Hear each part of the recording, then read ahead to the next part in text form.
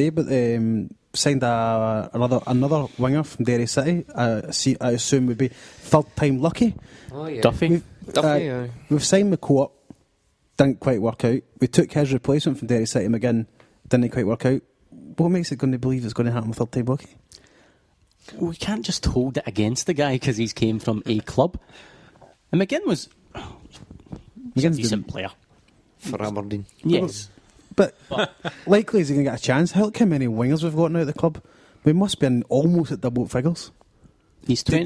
Did Paddy McCord came from, was it Bohemians? No, it was Derry City. Was Derry as well? It was Derry City, and then 3 months later we signed his replacement at Derry City, which was Niall McGinn. Niall McGinn became McCourt's replacement at Derry City. McCord. He never really took off, but It's quite a Bohemian vibe about that. He did look like he could kind of hang with Gal and Stuart Armstrong, you know. But the hair wasn't quite as, salon coiffure. It was homely chic. It was homely chic though, yeah. It's a bit more commitments kind of hairstyle. Yeah. Okay, let's rein this back in. You hairless... No, hairful. That's you. Yeah. Damn it. But yeah, Michael Duffy, he's 20 years old, he's a winger. Maybe somebody at Celtic just doesn't like Derry City. We just don't want them to have any wingers. How much was he? Undisclosed, but I think it was 200,000. I think I've seen somewhere. It's a bit of a punt, but at that price you can take a go at it. We punt out some of the dross we've got at the club just now for him to get a chance. Well, we get rid of Kyle and we get 325,000. But that's a central midfielder. We've got a loan. We're looking to get rid of Berigta. Oh no! Whoa! We've got Castle and Tonev as well. They can go, but Forrest injury prone. Got a song and everything. So that song's worth £3 million. Probably, I suppose. Yeah, with the music video that went along with it, I'd say so. Harry Redknapp has quit because they got Celtic now finished. Have we just going? We were just going to... Where's the link with Celtic? At the end Where's the link with Celtic Redknapp? Paddy McCourt's hair. That's where we were with Celtic, okay? Okay.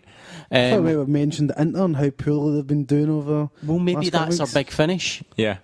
So don't question the host. Yeah, Inter. No, I've mentioned Redknapp, so we'll deal with him. Knee injury, knee surgery. He's retired, or was it just because he's a bit shit? I don't think it's a bit shit. I think he's quite a large degree of shit. Oh, well, that's maybe a bit unkind. He's not Roy Hodgson, but he's... I just think he's... I don't know. I think he's becoming a character, a stereotype of himself, basically. A bad imitation of himself. And he's just clearly at Queen's Park just to hang around and get some money. I don't think he's got any motivation or any desire to do well just now, so I can see him just chucking it in and becoming a well-paid TV pundit. I was quite surprised it didn't do well at Queen's Park Rangers, not because of rating, but because any success he seems to have is where he spends huge, massive amounts of money that a club can't afford to buy them limited success, and then he leaves them close to death. A la Portsmouth, whereas is it worthwhile that FA Cup win for, I don't even know where they are now, the Vauxhall Conference or something, I don't know, but it's almost like the thing that I really hate about him is he spent that money and it was like he took absolutely no portion of the blame for what subsequently happened to him, signing guys on massive inflated contracts. Did he sign Christopher Samba? Was it him who was in charge? I'm sure he was when he was on Man City money. £1,000 million a week. It just sums him up. He's got no concern for the overall financial health of the club he's at, and I thought that Kenny McDowell replacement? Match made in heaven? Yes, that's right. Yeah, mate, get the checkbook out. Because that was my Cockney accent now, because of that penalty.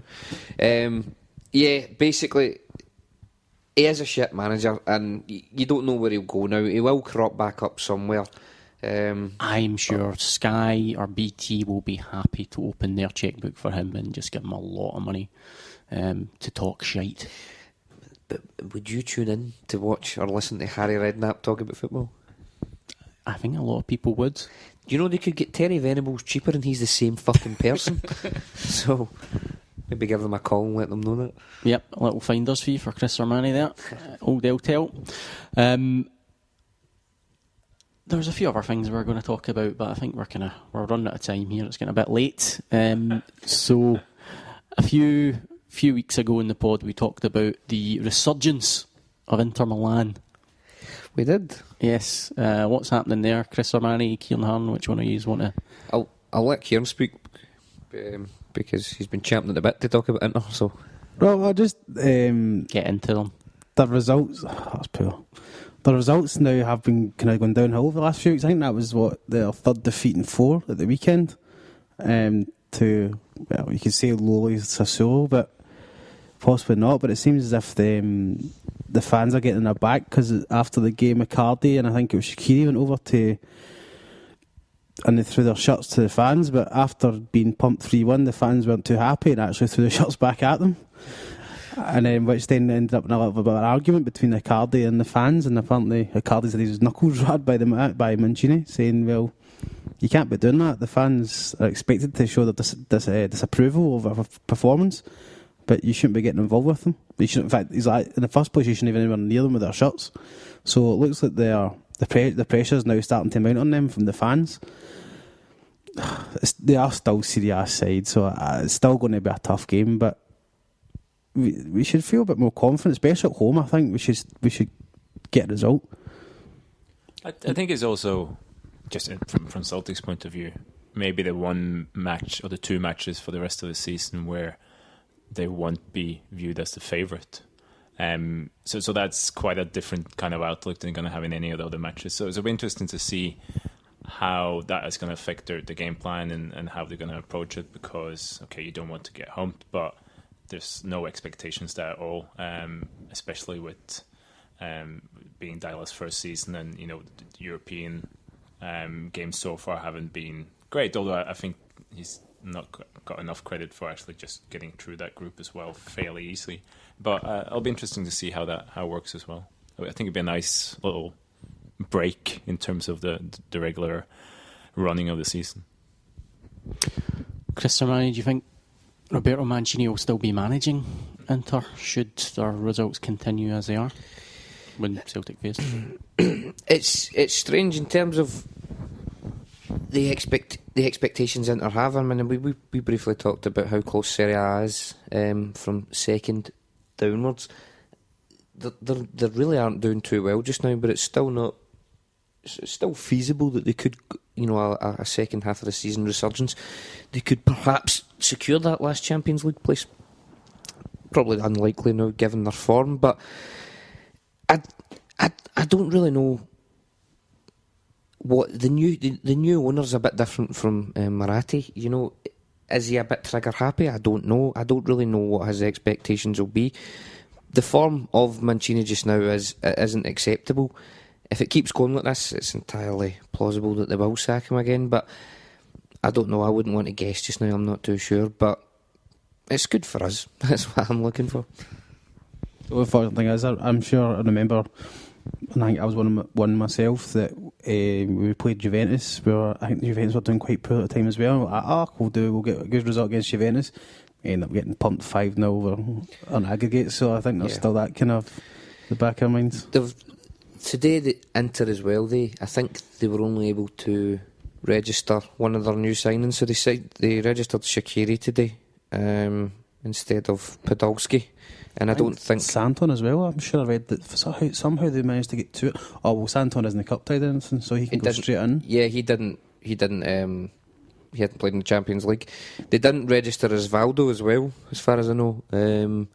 So I suppose that's quite positive as well. And as I've said before, I don't know how much of a priority the Europa League will be for them. So we're kind of up and down on them, Inter Milan just now, and that's, we'll just need to wait and see. So we're in the Champions League this time round. It might be one thing. It is indeed. But is it easier it easier to finish third just now in Serie A or win the Europa League? I would argue third place is more open for Inter than the Europa League. But the way it's going, they're going to have to get results in every game for the rest of the season. Well, Mancini does need to kind of turn things around to win people over, but I don't know. I'm really loath to comment on this because we could all end up looking like absolute tits. Just what you said about Juventus as well. It's in terms of what Serie A has as a league just now. We don't know where it is, where we are as well. There's every chance that we could make this really competitive, or they could come in and just blow us away. So I'm kind of really hesitant with it. I'm not too sure, and I'm hedging my bets just now. Most important question of the podcast from Chris Kelly at Chris Kelly 1. Christian, who would win the jump, Ronny Deila or Roy Hodgson? I would love to see Roy Hodgson going head first down the skeleton, 100 kilometres an hour on the ice, but Ronny's got this covered. He's true Norwegian, he knows his winter sports. Roy's grace isn't.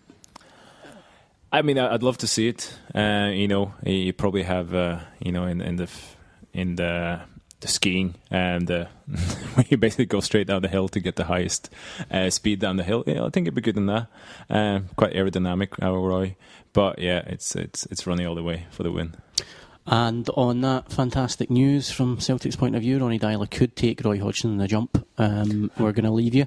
Christian Wulff, who is at Hell of a Beating on Twitter, thank you very much. You got it right this time as well. I've done my research. I'm also staring right at it.